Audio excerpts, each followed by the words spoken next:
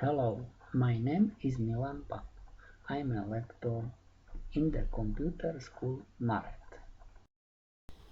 Let's start lesson 002, AutoCAD Practice 1.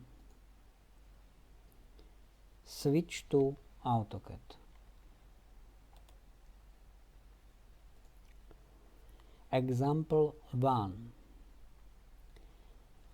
Let's draw the first arc segment. We choose command arc from menu draw, and then we choose option start center angle, and then left click in the drawing area to set the start point of arc.